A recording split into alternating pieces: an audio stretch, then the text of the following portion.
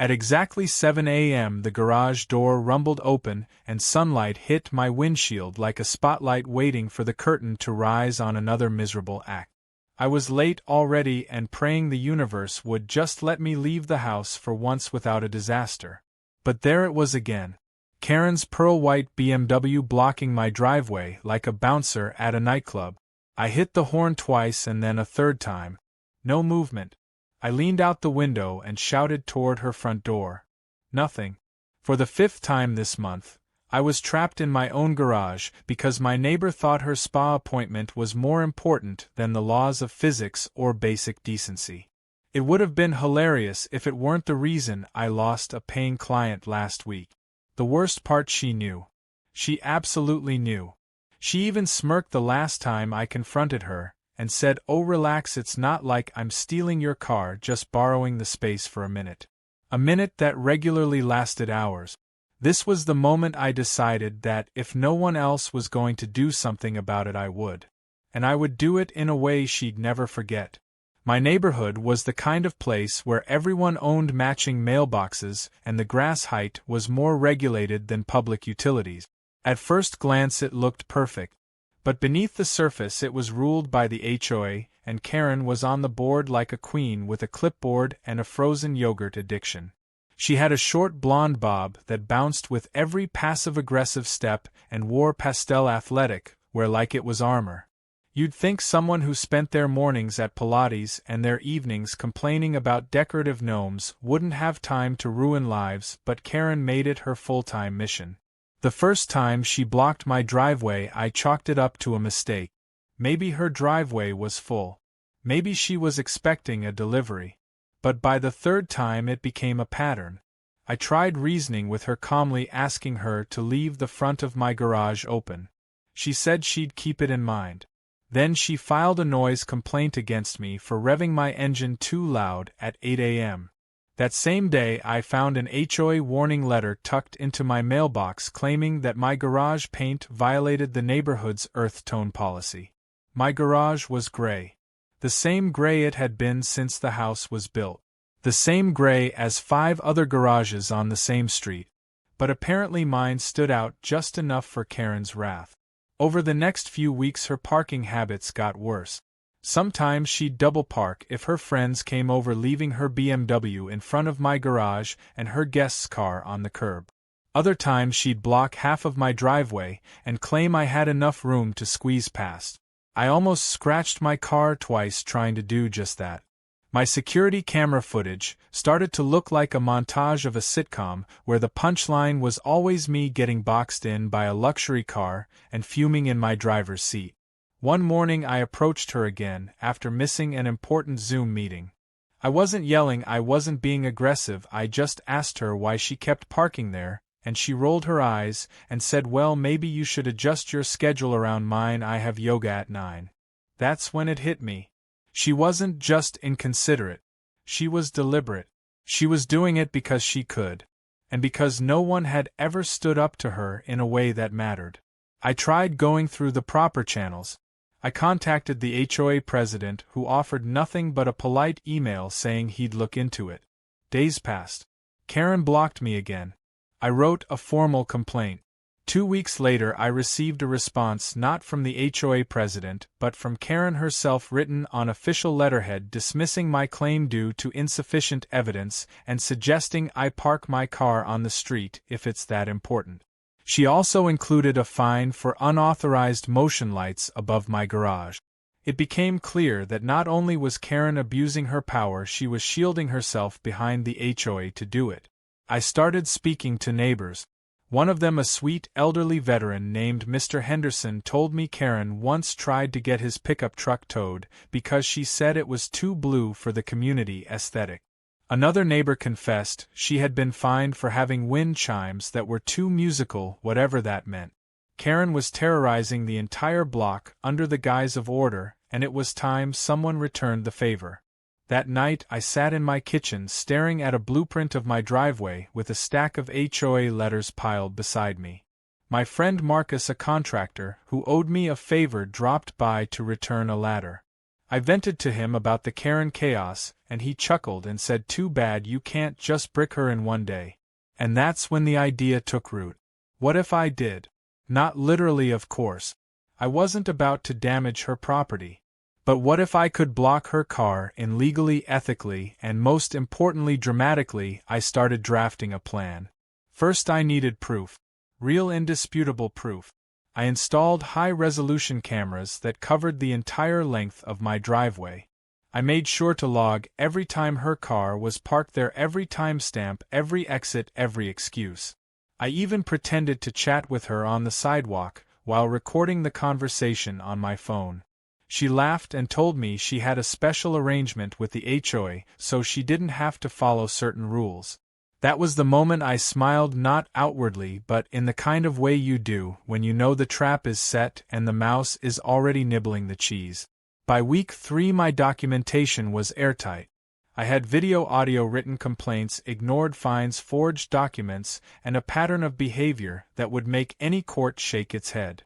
But I wasn't going to court. Not yet. I was going to take a different route. A route paved in concrete and lined with cinder block. I ordered the blocks from a supplier under the guise of building a small backyard storage unit. They were delivered quietly to my garage, stacked neatly behind a tarp. My plan wasn't to ambush her out of nowhere. I wanted her to give me the opportunity herself. She would. She always did.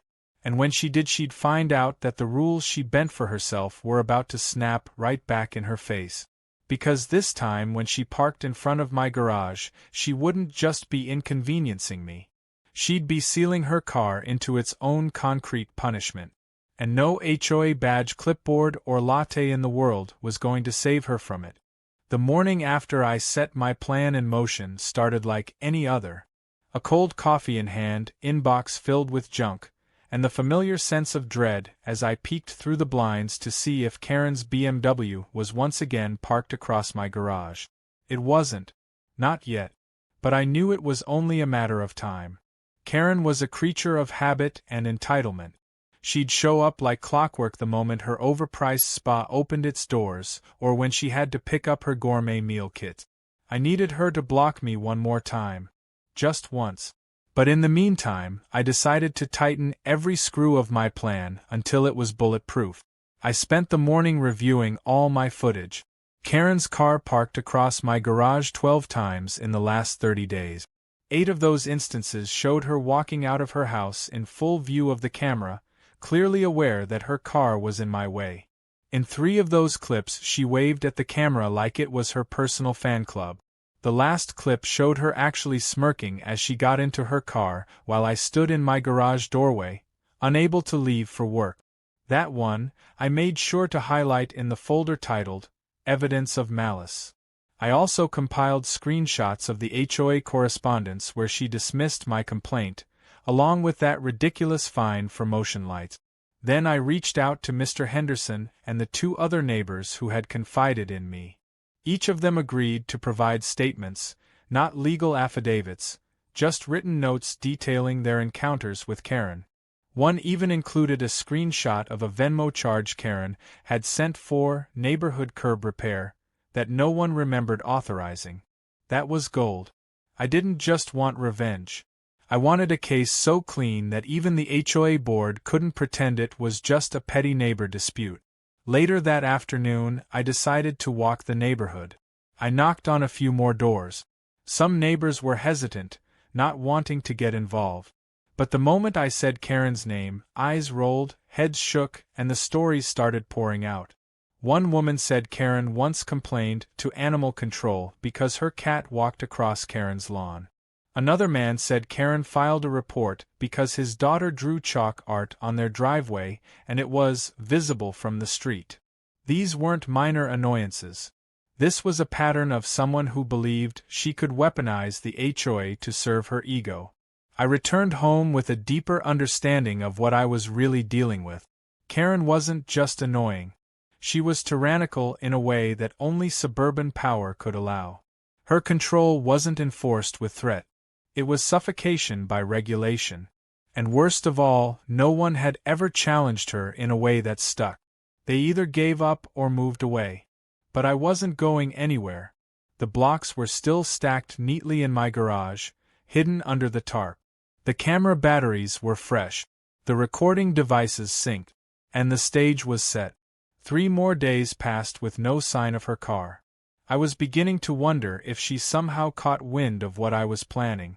Maybe she saw the delivery truck or overheard something. But then, on the 4th day, just as I was about to leave for a hardware run, it happened. She pulled up in her BMW wearing a neon workout top, sipping something pink from a steel tumbler, and parked directly across my driveway. Bold as ever. I stared from my front window in disbelief. After everything, she still did it. Then she got out, looked directly at the camera, and waved. She was daring me to do something. I stood there for a moment, letting the rage bubble under the surface, not out of control but hot enough to keep me focused. I didn't run outside. I didn't shout. I waited, watched, made sure she walked far enough down the sidewalk, heading toward the community center where she held her HOA meetings and passive-aggressive brunches. Then I called Marcus. 20 minutes later, his truck pulled up with a wheelbarrow, concrete mix, and some old fencing panels. The plan wasn't to damage anything. I was going to build a wall in front and behind her car, just far enough away to avoid contact. No scratches, no dents, nothing she could technically sue for, but close enough that she couldn't move without a jackhammer. And it would all be caught on camera. Every brick, every layer, every legal inch. We started with the rear. Cinder blocks stacked too high, lined in a straight wall across the back bumper. Marcus mixed the concrete while I laid each block. We weren't fast, but we were precise. Then came the front. Another row, just slightly angled inward like a pair of hands cupping her precious car. We worked in silence, only breaking into laughter when Marcus said, "This feels like we're burying a body in daylight." By the time we finished, her car looked like it had been gift-wrapped in urban armor. As a final touch, we placed a simple printed sign on a wooden stake that read, "Do not trespass. Private property. We warned you." I took pictures from every angle, time-stamped and geotagged. I emailed them to myself and stored them in multiple drives. I also sent a copy to a legal advisor I knew from work, just in case Karen tried something extreme. I didn't want revenge to get messy. I wanted it to be perfect. Then we waited. An hour passed. Another. Finally, just as the sun started casting long shadows over the street, Karen reappeared. She stopped mid-step the second she saw the blockade. Her face morphed from boredom to confusion to rage in under 5 seconds. She sprinted toward the car, her voice rising before her feet hit the pavement. "What the hell is this?" she shouted as she reached the car and tried to pull open the driver's side door like the cinder blocks might magically move for her. I stepped out of the house, phone in hand, already recording. "You parked on private property again," I said calmly.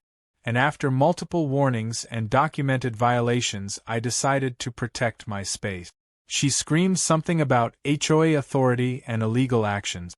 I showed her the camera footage, the time logs, the warnings, the documents. I asked her if she wanted me to call the police or if she'd prefer to do it herself. She stood there fuming, red in the face, fists clenched, and completely speechless for the first time in recorded history. That was when the first neighbor walked over. Then another. And another. Within minutes, a small crowd had gathered. People pulled out their phones. Someone brought popcorn. Karen tried to regain control, shouting about abuse and legal violations, but no one listened. The tide had turned. The queen of the clipboard had finally been dethroned, and her BMW now sat like a monument to entitlement caught in a cage of her own making. That night the street was electric. The story spread like wildfire through the neighborhood group chat. Someone even posted the photos online with the caption, "When HOA privilege meets construction revenge." And somewhere amid the laughter, claps on the back, and praise from neighbors who had suffered for years under her reign, I realized something. This wasn't just about parking anymore. This was about standing up to someone who believed she was above consequence. And I had just delivered a consequence she'd never forget. The morning after Karen's meltdown felt like waking up in a different world.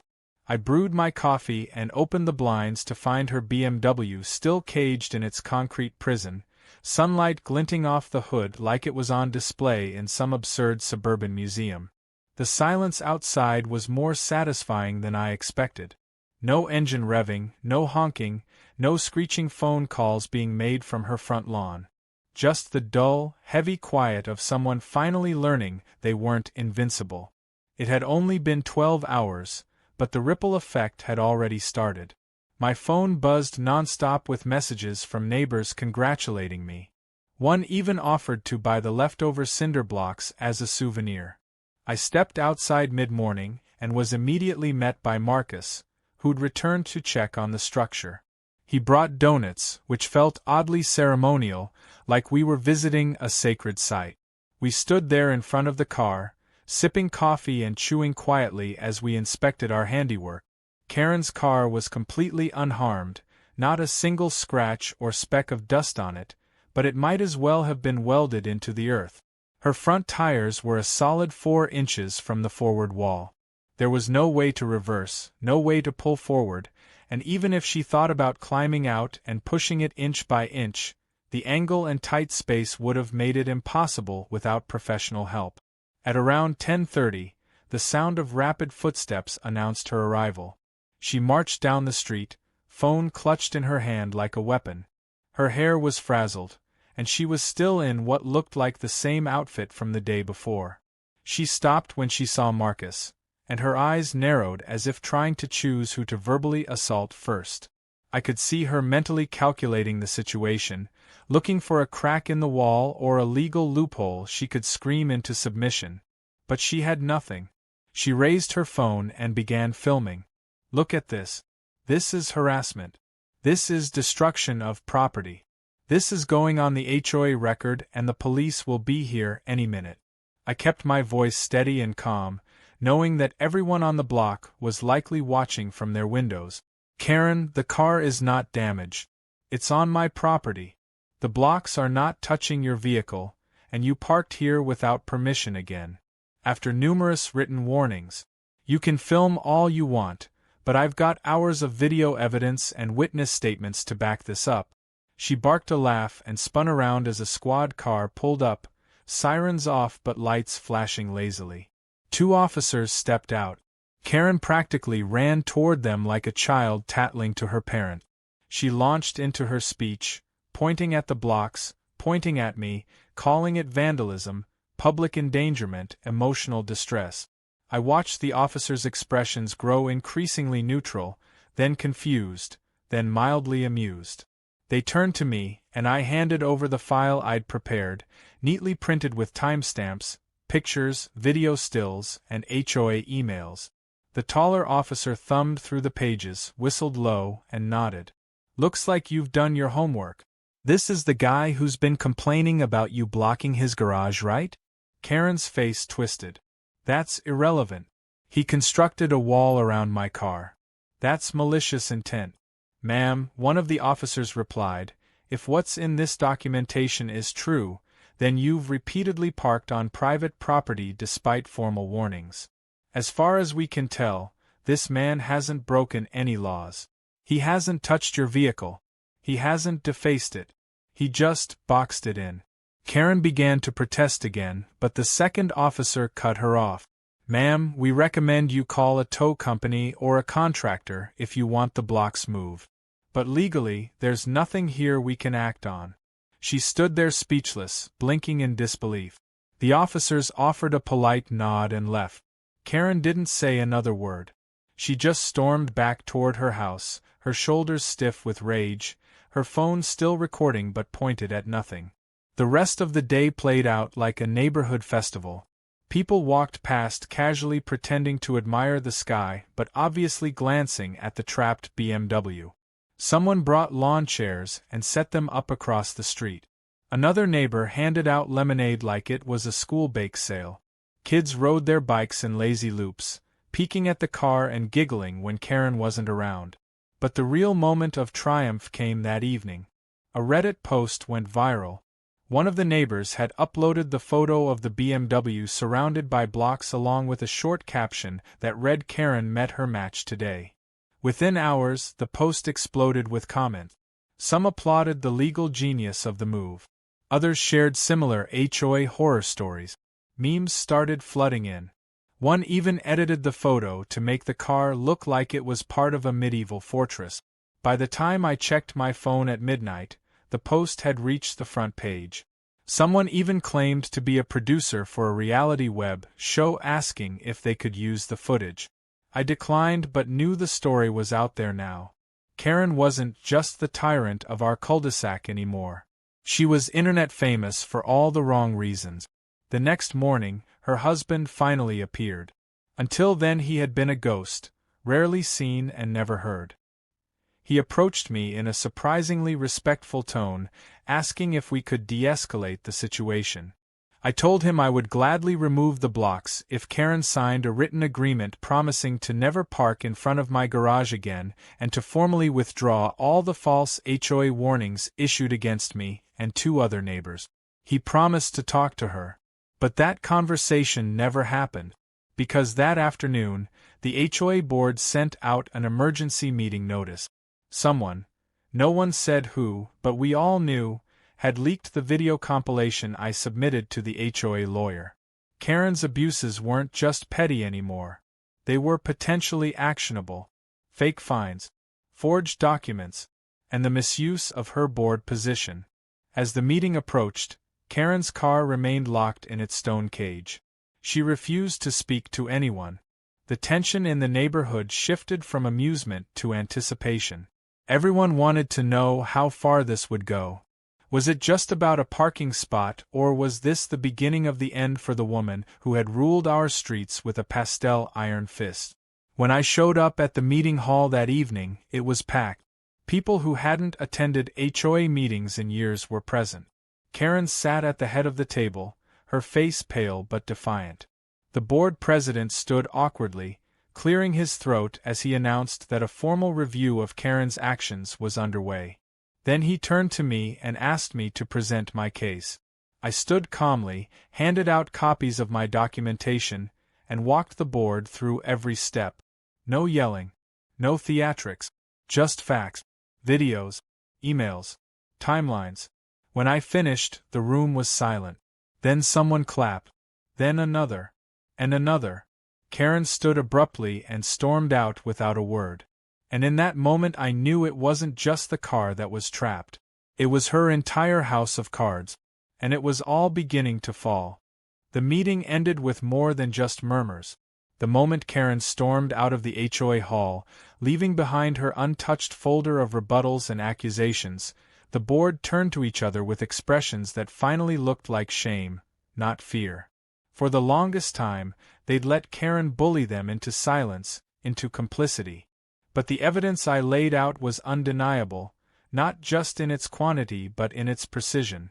Video after video, email after email, testimonies from neighbors, fake fines that matched no official records, forged permissions signed in her handwriting. Even a paper trail of minor budget decisions that had somehow led to landscaping contracts with companies no one had ever seen working. It was too much to brush aside with excuses.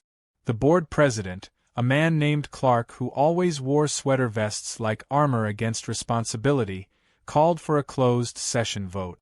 The rest of us were asked to step outside into the cold night air. Neighbors huddled together, some on their phones, some talking excitedly about what might come next. I stood quietly, looking at the building where decisions were being made behind closed doors. I wasn't worried. Not anymore. For once, the truth was on loudspeaker, and there was no mute button Karen could press. 20 minutes later, the doors reopened and Clark called everyone in.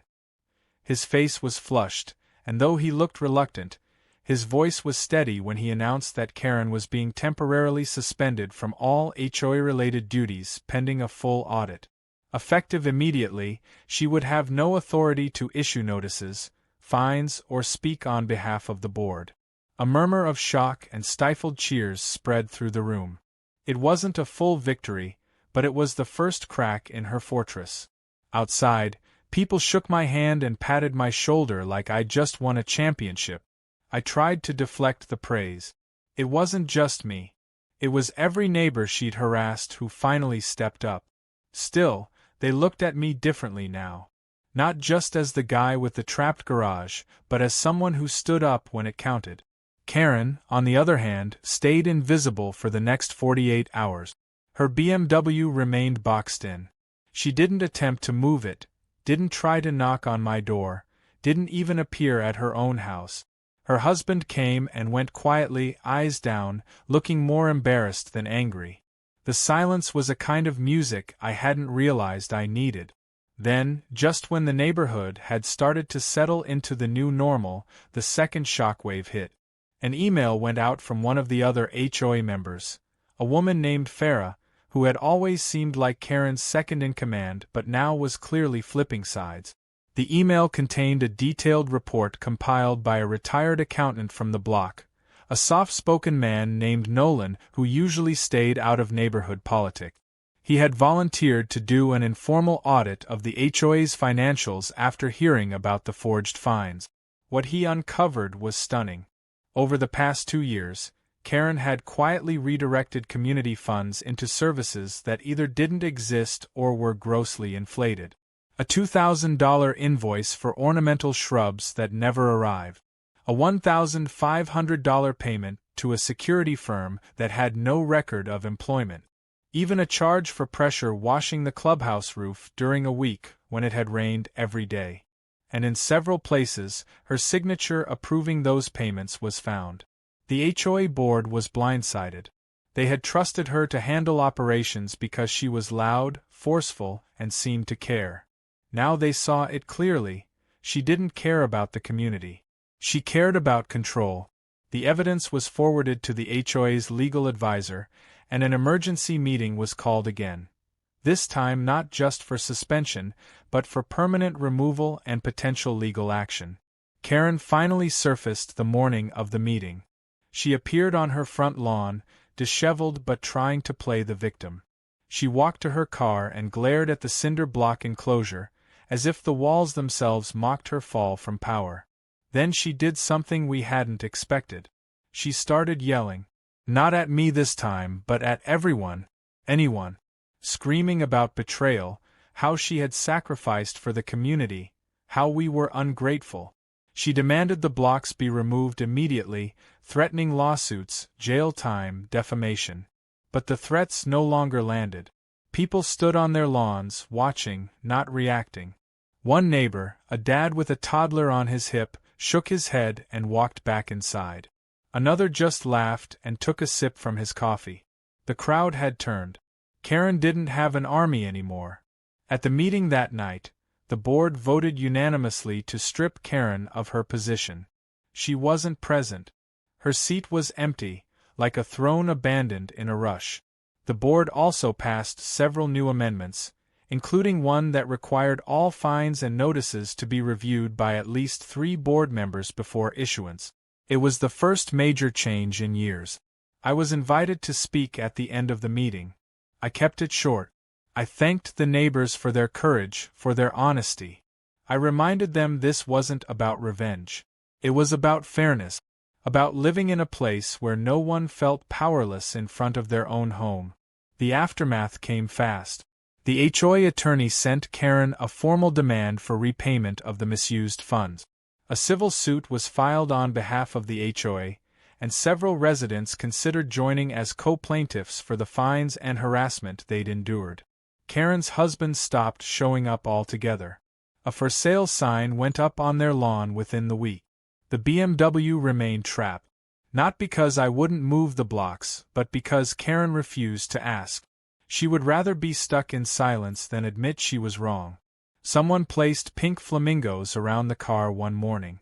No one admitted to it, but everyone smiled. Another person added a fake plaque on the side of one of the cinder blocks that read, Karen's Cornerstone. It stayed there for 3 days before being quietly removed. As for me, I finally repainted my garage door. No fines. No notes. I parked freely every day, stepping into my car without having to peek around a luxury sedan. It was more than just a parking space. It was a restoration of something deeper. Peace, privacy, the idea that home was actually your own. And yet, what stayed with me most wasn't the moment the blocks went up or the officers sided with me or the HOA booted her out. It was the look in Karen's eyes when she realized she was alone. No power. No audience. No defense. Just a car she couldn't drive and a neighborhood that had moved on. The war she started with a smirk and a parking spot had ended with silence, concrete, and a little poetic justice. The final weeks after Karen's fall felt like the neighborhood was breathing fresh air for the first time in years.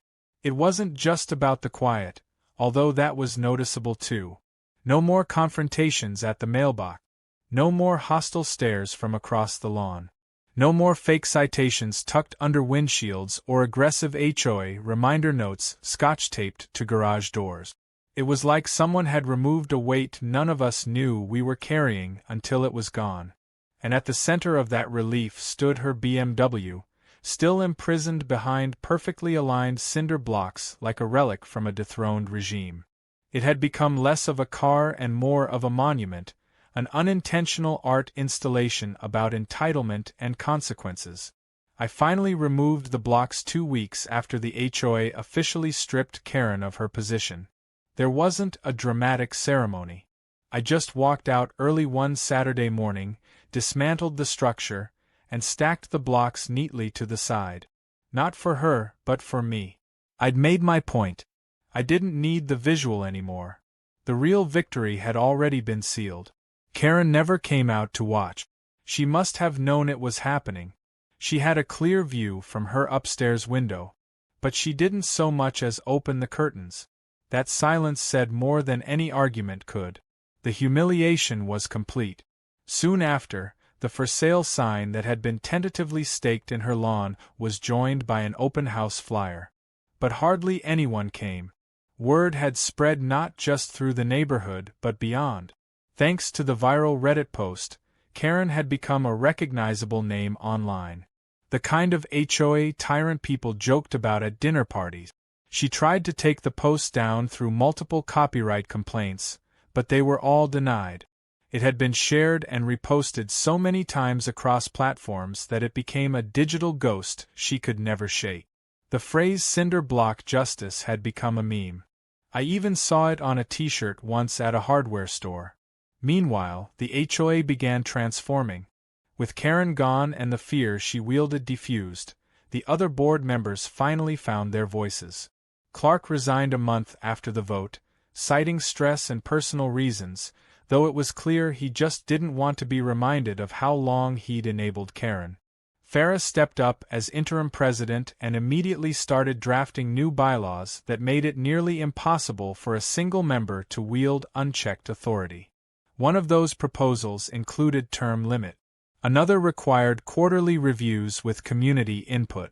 It was a small revolution, but a needed one. To my own surprise, several neighbors asked me to run for a board position. At first, I laughed it off. I never wanted to be the guy standing at the front of the room with a clipboard telling people what color their fence should be. But the more I thought about it, the more I realized the power of just being present. I didn't want to control anything. I just wanted to keep people like Karen from ever gaining control again. So I agreed. And during the next election cycle, I was voted in with near unanimous support. The first meeting I attended as a board member felt surreal. The very table where Karen once sat issuing fines and smug remarks was now a space of actual dialogue. We voted on removing outdated rules, approved 2 community improvement projects, and implemented a fairer complaint process that gave homeowners a voice. For the first time in years, people actually showed up to meetings without dreading them. There were jokes, shared coffee, even laughter. It felt less like a tribunal and more like a neighborhood.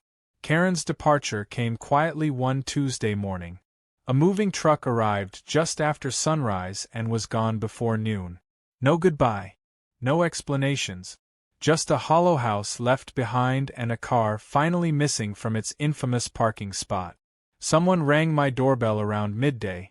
It was Mr. Henderson, the elderly veteran who'd once been fined by Karen for having a wind chime that sounded too patriotic.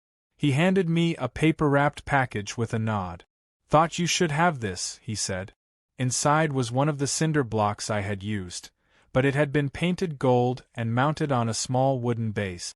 Across the front in hand-painted black letters were the words, "The day piece returned to the driveway." I laughed harder than I had in weeks. I placed it on a shelf in my garage, right above the workbench where it still sits like a strange little trophy. Not because I needed to remember what happened, but because it reminded me that sometimes standing up to bullies works, even when they hide behind rules and titles. Especially then. The neighborhood changed more than I expected after Karen left. New people moved in. Kids played in the street again. There was a summer barbecue on the cul-de-sac, the first in years, and nearly every household attended. Someone even made cinder block-shaped cookies as a joke. The spirit of community returned not because the rules were gone but because fairness had been restored. People felt safe to speak up again, to decorate their porches without fear, to enjoy their homes. I'd be lying if I said there weren't moments when I looked over at Karen's old house and wondered what would have happened if I had just kept quiet. If I'd let her keep blocking me, kept filing useless complaints, kept my head down. Life would have been easier in the short term, but long term, it would have chipped away at every neighbor until the whole street collapsed under her thumb. In a way, sealing her car behind concrete wasn't just for me. It was for everyone she silenced with her smile and her clipboard. The garage she once blocked is now fitted with an automatic gate. A gift from the new HOA board for the quote community courage you demonstrated. I never asked for it, but I accepted it with quiet gratitude. It's a small thing, but it feels like protection. Like the driveway will never again be claimed by someone who thinks rules bend for them. One afternoon, months later, I got a letter in the mail with no return address. Inside was a single sentence written in scratchy blue ink. I was wrong. I hope you never let anyone else pull what I did. There was no signature, but I didn't need one. I read it twice, then set it down. That was her goodbye. That night I opened the garage door just to watch the sunlight spill across the floor. The quiet hum of the automatic system made me smile. There was nothing in the way. No obstacles. No smirking entitlement. Just open space and a sense of control restored. For the first time in a long time, I stood there without anger. The war was over. The blocks were gone. And I had my driveway back, for good.